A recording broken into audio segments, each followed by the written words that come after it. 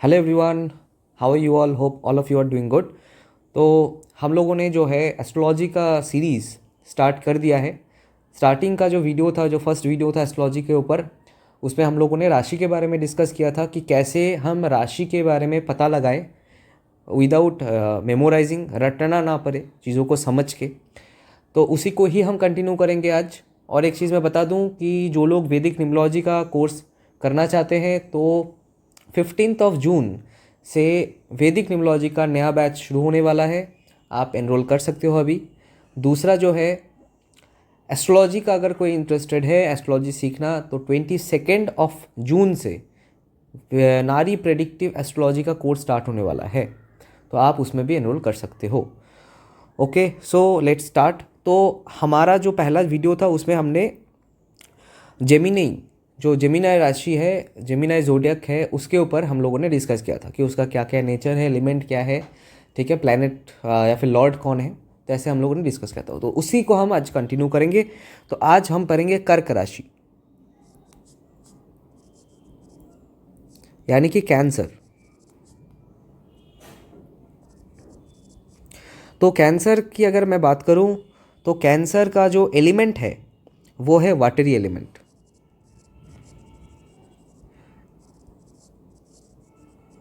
जो लॉर्ड है या फिर प्लैनेट है दैट इज मून, चंद्रमा। और जो सिंबल है दैट इज ऑफ क्रैब, केकड़ा। ठीक है, तो अभी इस चीज़ को ही हम थोड़ा सा समझने की कोशिश करेंगे कि कैसे हम इस चीज़ से समझे कि कर्क राशि में क्या क्या कैरेक्टरिस्टिक फीचर्स हो सकता है। तो पहली बात, अगर मैं वाटर को काउंट करूं तो वाटर का प्रॉपर्टी जो है, तीन प्रॉपर्टी मेनली आप ऐसा सोच सकते हो। एक तो है वाटर इंस्टेबल है, आप देखोगे थोड़ा सा हिलने पे ही ये उथल पुथल करना स्टार्ट कर देता है, तो इंस्टेबिलिटी। दूसरा जो वाटर का क्वालिटी है, फ्लेक्सिबिलिटी। मतलब आप देखोगे पानी को किसी भी बर्तन में आप डाल दोगे तो उसका शेप ले लेता है, राइट। तीसरा है इट इज़ डीप, गहरा है। ठीक है, तो आप देखोगे जो कर्क राशि वाले हैं तो उनका बेसिकली, कर्क राशि वाले का मतलब थोड़ा सा समझना पड़ेगा। कर्क राशि अब दो तरीके से हम इसको डिफाइन कर सकते हैं। एक है चंद्रमा जिस राशि में बैठा है दैट इज़ द राशि ऑफ योर, ठीक है, वही आपका चंद्रमा जिस राशि में बैठा है वो आपका राशि है, वो चंद्रमा का राशि है। लेकिन एक राशि और है दैट इज़ द एसेंडेंट राशि, जो आपके लगन में होता है, दैट राशि। तो बेसिकली हम इस जो राशि का सीरीज कर रहे हैं ये ज़्यादा हमारा काम आएगा एसेंडेंट राशि के ऊपर। ये इंपॉर्टेंट चीज़ है जो मैंने पिछले वीडियो में नहीं बताया था, तो वो चीज़ आप थोड़ा सा इसमें नोट कर लेना। तो वाटर अगर मैं बोलूँ तो ऐसे लोग इंस्टेबल होते हैं, थोड़ा सा इधर उधर लाइफ में डिस्टर्बेंसेस से ही इनके मन में उथल पुथल हो जाता है। फ्लेक्सिबल होते हैं, कोई भी सिनेरियो में, कोई भी सिचुएशन में मना लेते हैं विदाउट प्रोटेस्टिंग मच। ऐसे लोग थोड़े से मान जाते हैं बहुत ईजीली चीज़ों को। और गहरा होता है, ऐसे लोगों के जो इमोशंस हैं बहुत डीप है। और गहरे का और एक मीनिंग है कि दे ऑल्सो मेंटेन सीक्रेसी, क्योंकि गहरा है तो अपने मन में बहुत सारी चीज़ को ये रख सकते हैं, ठीक है, छिपा के। तो दैट इज़ अ पॉइंट। अब मून है, मून को प्लैनेट के हिसाब से अगर मैं देखूं तो मून की अगर बात करें तो moon represent emotions, purely moon represent emotions, that's it. राशि की अगर बात करें तो यहाँ पे इमोशनल, ऐसे लोग इमोशनल होते हैं, ठीक है। तो ये एक पॉइंट हो गया। अब आते हैं क्रैब में। देखिए, केकड़े को अगर आप देखोगे तो क्रैब अगर एक चीज़ को एक बार पकड़ लेता है तो बहुत जल्दी छोड़ता नहीं है। तो रिलेशनशिप में भी, कोई भी रिलेशनशिप मान के चलो, जो कर्क राशि है ऐसे लोग अगर कोई रिलेशनशिप में अटैच हो जाते हैं तो बहुत जल्दी छोड़ते नहीं हैं या फिर छोड़ नहीं पाते उस रिलेशनशिप को, ठीक है। तो ये अटैचमेंट का आप वो कर सकते हो, इससे रिलेट कर सकते हो, ठीक है। तो इस चीज़ को हम ऐसे कर सकते हैं। अच्छा, क्योंकि यहाँ पे चंद्रमा और वाटर एलिमेंट दोनों है तो कोई भी प्रोफेशनल काम में भी ऐसे लोग इमोशंस का टच दे देते हैं। तो इसी कारण से बहुत बार क्या होता है, इनको तकलीफ होता है, हार्ट ब्रेक्स बहुत ज़्यादा देखा गया है, ठीक है। तो ये भी यहाँ पे एक पॉइंट नोट करने वाला है। अब आते हैं दूसरे राशि में, दैट इज लियो, सिंह राशि। ओके, अगर लियो की बात करें तो लियो का जो एलिमेंट है दैट इज फायर। क्या है? फायर। जो प्लैनेट है दैट इज सन, और जो सिंबल है that is of a lion. ठीक है, अगर मैं फायर बोल रहा हूं तो ये एडमिनिस्ट्रेटिव और लीडरशिप का कारक है।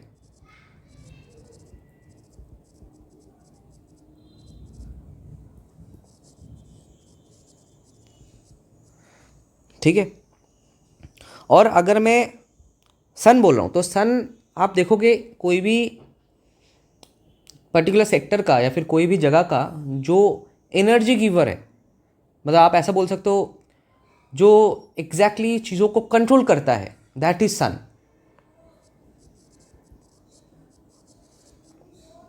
ठीक है, और अगर मैं लायन बोलूं, ठीक है, तो उस हिसाब से अगर मैं बोलूं तो ऐसे लोग पैशन से ड्रिवन होते हैं, पैशन से ड्रिवन होते हैं रादर देन इमोशंस। इनके पास इमोशंस बहुत कम रहता है, पैशन ज़्यादा रहता है। दूसरा, ऐसे लोग खुद काम करने के बजाय लोगों को काम करवाते हैं। ठीक है, because he is the boss, ये हेड है, लीडर है, तो ऐसे लोग खुद काम नहीं करते हैं, लोगों को काम करवाते हैं, राजा की तरह।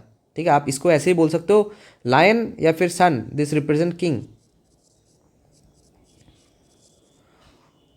ठीक है, तो ये चीज़ आप कह सकते हो।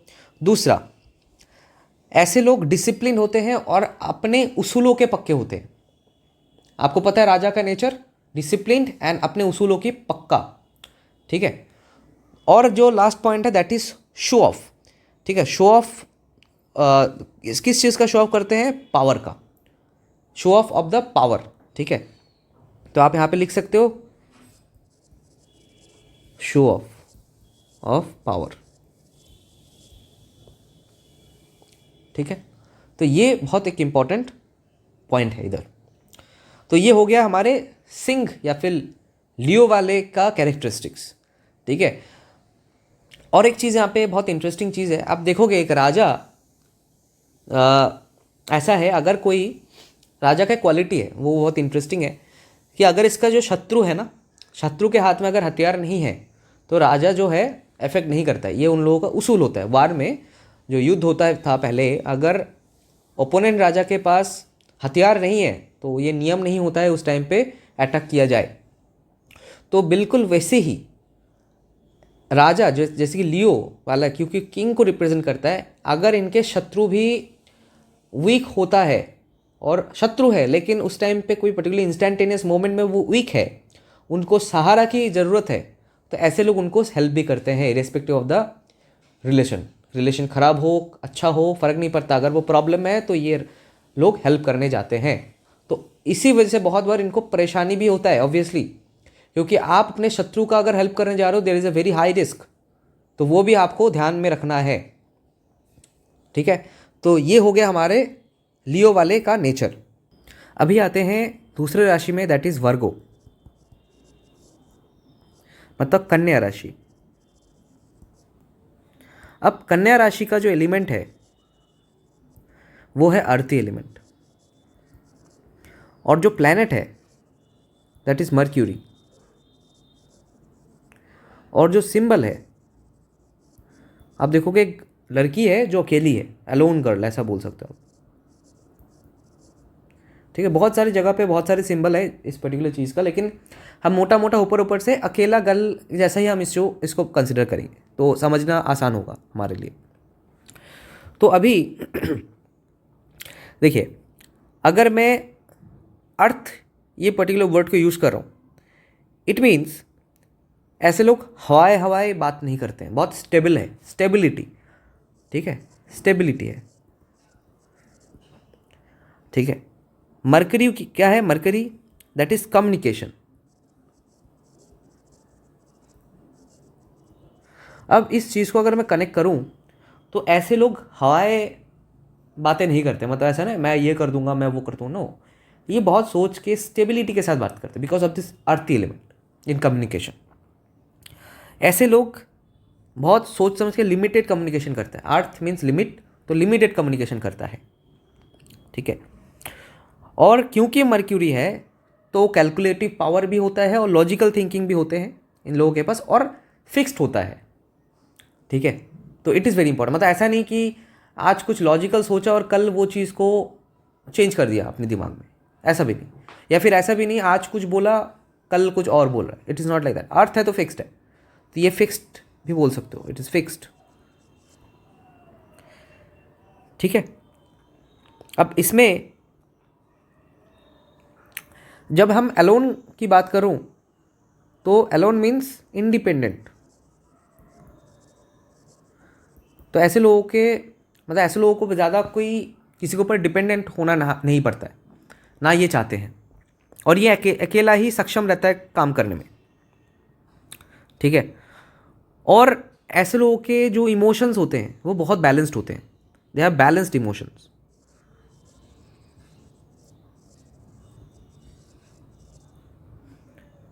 ठीक है। बहुत ज़्यादा इमोशनली ड्रिवन भी नहीं होते हैं, बहुत कम भी इमोशनल नहीं होते, एवरेज एक बैलेंस्ड रहते हैं इमोशंस, ठीक है। ऐसे लोग कॉन्फिडेंट होते हैं। अब इंडिपेंडेंट है तो ऑब्वियसली कॉन्फिडेंट, ठीक है। तो आप ऐसा बोल सकते हो ये वो वाला फेमिनाइन नेचर है जिसमें लड़की सक्षम है हर चीज़ को करने में, तो वो वाला नेचर आप यहाँ पे देख पाओगे। अगर ये लड़का है तो एज इट इज़ आप इस चीज़ को लड़के के ऊपर अप्लाई कर सकते हो, अगर लड़की है तो ऑब्वियसली इस चीज़ को लड़की के ऊपर भी अप्लाई कर सकते हो, ठीक है।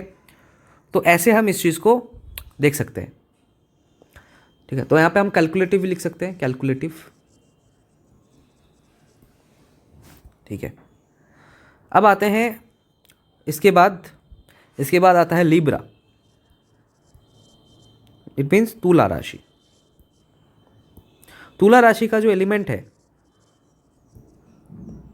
That is air.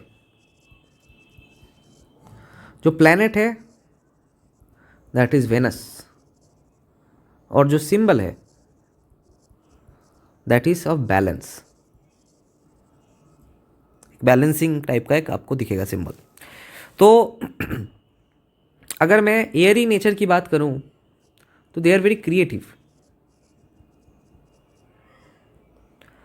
ठीक है, लेकिन शो ऑफ भी करते हैं। सॉरी, गलत लिख द स्पेलिंग, ठीक है। और मूडी भी होते हैं बहुत, बिकॉज एयर है तो मूडी दिखेगा आपको, ठीक है। अच्छा, और क्या है, ऐसे लोग एस्थेटिक सेंस बहुत रखते हैं। अब एस्थेटिक सेंस क्यों? बिकॉज एक तो है वेनस, दूसरा एयर। तो पहली बात तो ये है, जो हमने जब टॉरस पढ़ा था तो टॉरस में हम लोगों ने ये पढ़ा था कि अर्थ एलिमेंट है वो, और उसके साथ क्या है, वेनस है। तो उसमें क्या होगा, एस्थेटिक लाइफ स्टाइल तो लीड करेंगे लेकिन लिमिट में, बट यहाँ पे एयर है तो अनलिमिटेड हो गया। तो ऐसे लोग खर्चे वर्चे, मतलब इधर उधर हाईली एस्थेटिक लाइफ लीड करने की कोशिश करेंगे, और इनफैक्ट सोचेंगे भी नहीं खर्चा करने से पहले। तो लग्जरियस लाइफ इनका टारगेट रहता है हमेशा, ठीक है। तो ऐसे लोग बहुत बार चांसेस होता है कि इधर उधर पैसा खर्च कर ले बिना कुछ सोचे समझे, तो डेप्थ में भी आने के चांसेस बच जाते हैं, ठीक है। अब दूसरी बात यह है, बैलेंस का जो हम देख रहे हैं यहाँ पे बैलेंसिंग, तो बैलेंसिंग का मतलब ये है कि ऐसे लोग अपने पर्सनल लाइफ और पब्लिक लाइफ को अच्छे से बैलेंस कर सकते हैं। They can balance public life and personal life, ठीक है। तो ये चीज़ आप यहाँ पे बोल सकते हो ऐसे लोगों को। अब आते हैं स्कॉर्पियो।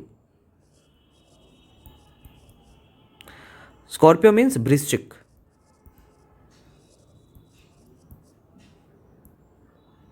इसका जो एलिमेंट है दैट इज वाटरी एलिमेंट। तो जो प्लैनेट है दैट इज मंगल, और इसका जो सिंबल है दैट इज ऑफ स्कॉर्पियो। ठीक है, तो अगर मैं वाटर एलिमेंट की बात करूं तो इमोशनल होते हैं, बट इसमें डिफरेंस ये है because of this Mars, Mars represents what, conflicts या फिर फाइट्स, या फिर फाइट से आप लिख सकते हो, या फिर वार। आप देखोगे ऐसे लोग इमोशनल होते हैं, मतलब ये इमोशंस एक नॉर्मल इमोशन नहीं है। This emotion is the emotion of army, police, ठीक है, या फिर एग्रेसिव इमोशन है। मतलब ऐसे लोग रोते नहीं हैं, अंदर ही अंदर खराब लगता है, और एक रिवेंजफुल एटीट्यूड आता है बिकॉज ऑफ दिस मार्स। ठीक है, रिवेंजफुल एटीट्यूड बट इमोशनल, वो इमोशंस के कारण रिवेंज लेंगे।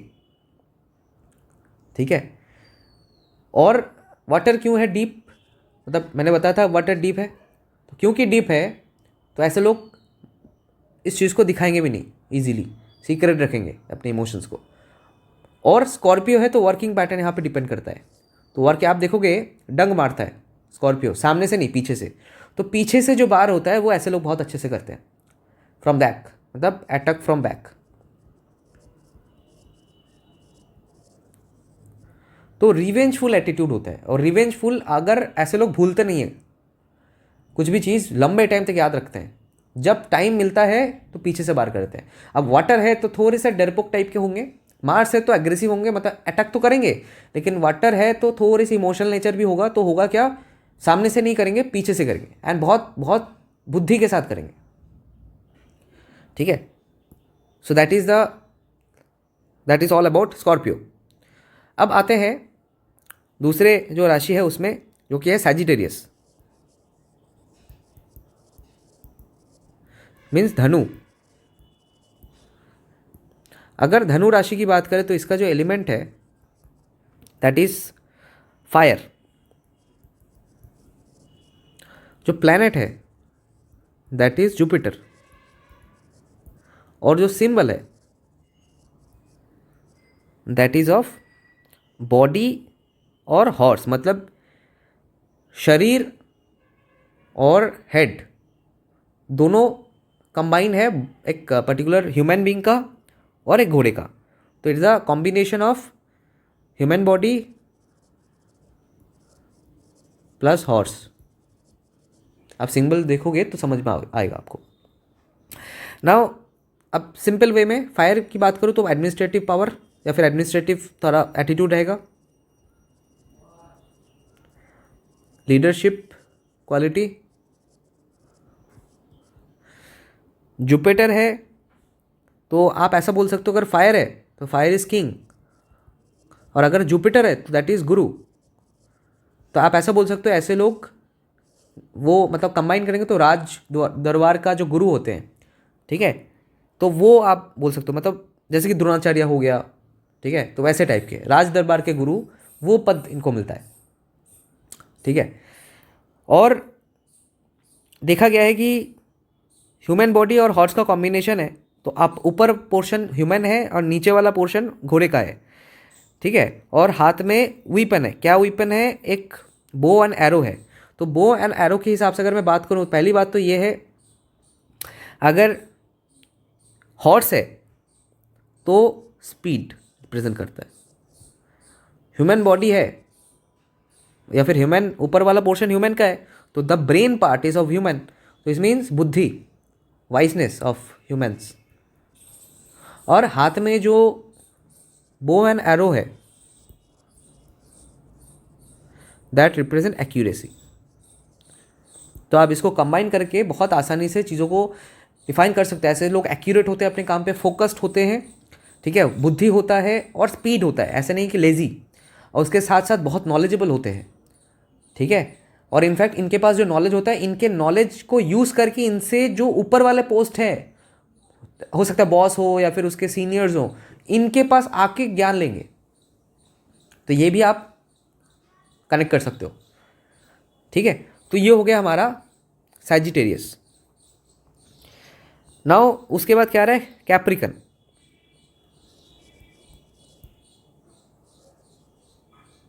ठीक है, तो इसको बोलते हैं मकर। ठीक है, तो इसका जो एलिमेंट है दैट इज अर्थ एलिमेंट। इसका जो प्लैनेट है दैट इज सैटर्न, और इसका जो सिंबल है दैट इज एलिगेटर। ठीक है, अब अब यहाँ पे समझने वाली बात यह है कि देखिए, अर्थ है तो फिक्स्ड है, फोकस्ड है। सैटर्न है तो हार्ड वर्कर। एलिगेटर है तो इसको, ये क्या है, मगरमच्छ। तो मगरमच्छ की आंसू ऐसा बोल सकते हो, हम यहाँ पे ऐसे लिखते हैं। ठीक है, मगरमच्छ की टीयर्स। ठीक है, तो ऐसे हम लिख सकते हैं। तो बेसिकली ऐसे लोग मेहनती होंगे, जब तक काम ख़त्म नहीं हो रहा करेंगे।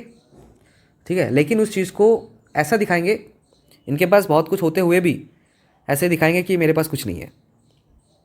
ठीक है, सबसे बड़ी बात तो ये। और दूसरी बात है, एलिगेटर अगर मैं बोलूँ तो शॉर्ट टारगेट। शॉर्ट टारगेट का मतलब क्या है, छोटे छोटे टारगेट रखेंगे और उसको पूरा करेंगे। एलिगेटर वही तो करता है, लॉन्ग डिस्टेंस में शिकार नहीं कर पाता, छोटे छोटे डिस्टेंस में शिकार करता है।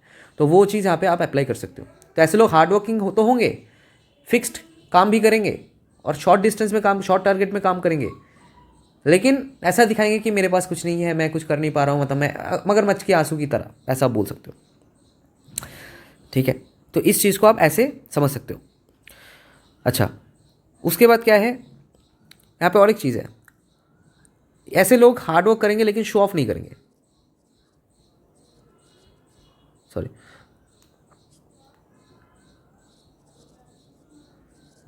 शो ऑफ नहीं करेंगे, क्योंकि अर्थी एलिमेंट है, तो अर्थी एलिमेंट वाले लोग शो ऑफ नहीं करते, लिमिट में करते हैं, ज़्यादा शो ऑफ नहीं करते हैं। ठीक है, लेकिन वही मगरमच्छ के आंसू तो होगा, कुछ खराब हो जाए ऐसे दिखाएंगे कि मेरे साथ, मेरे मतलब क्या ना क्या ही हो गया इनके साथ, लाइक दैट। अब आते हैं उसके बाद कुंभ। ठीक है, दैट इज एक्यूरियस।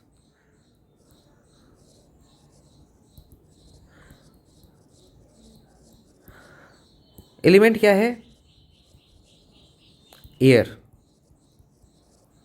प्लैनेट क्या है, सेम, सैटर्न।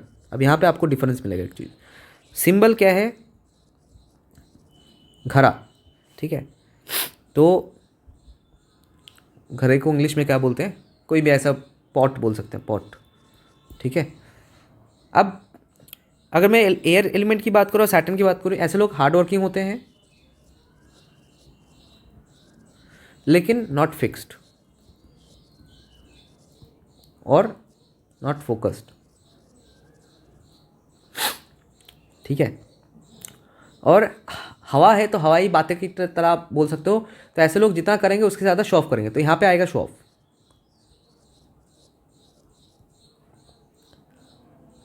ठीक है, उसके बाद क्या है, आप देखोगे घड़ा है तो घड़ा, मतलब ऐसा बोल सकते जैसे होता है ना कि खाली घड़े का आवाज़ बहुत ज़्यादा होता है, तो वही सेम चीज़ है, जितना करेंगे उससे ज़्यादा आवाज़ करेंगे, लाइक दैट। तो ये सेम चीज़ है, show off kind of a thing, आप ऐसे बोल सकते हो। ठीक है, अच्छा, उसके बाद क्या आ गया, मीन, लास्ट राशि, दैट इज स्पाइसेस।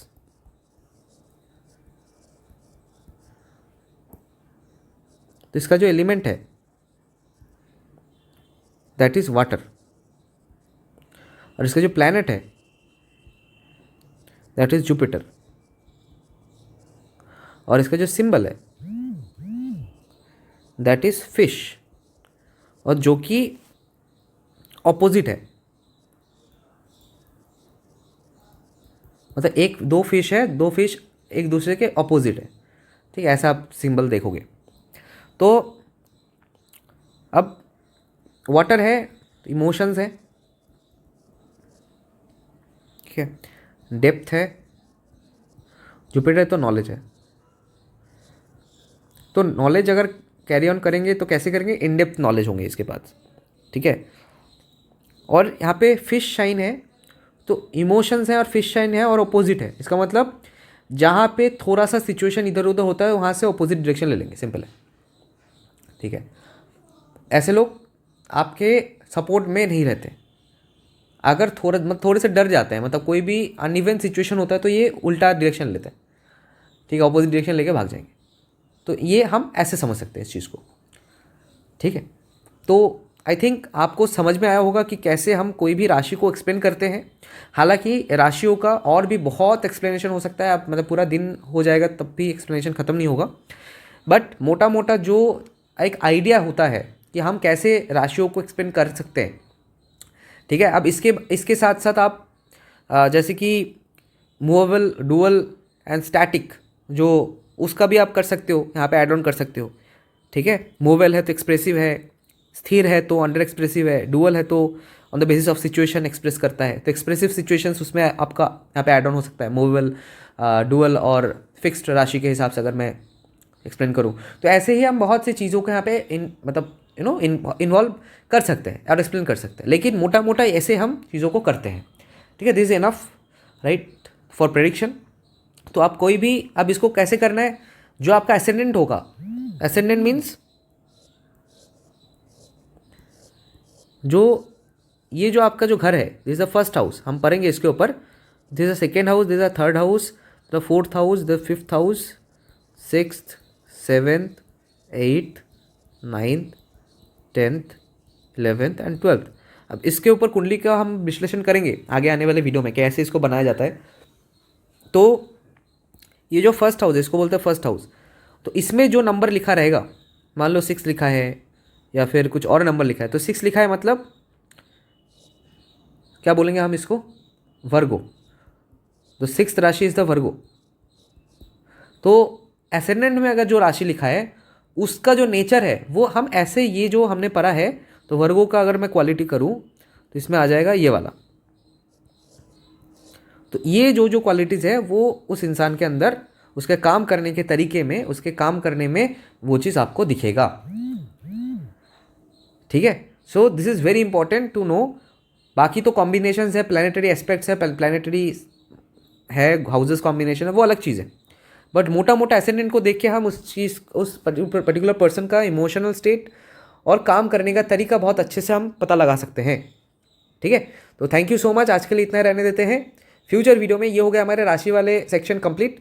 इसके बाद हम पढ़ेंगे हाउसेस के बाद पढ़ेंगे प्लैनेट्स। तो हमारा सीरीज़ ऐसा होने वाला है, तो इसीलिए सब्सक्राइब ज़रूर करिए, भूलना मत, क्योंकि बहुत सी नई नई चीज़ों को मैं लाने की कोशिश कर रहा हूँ, सो दैट आपको कन्फ्यूजन कम हो और क्लैरिटी ज़्यादा हो, ठीक है। तो thank you so much, bye bye.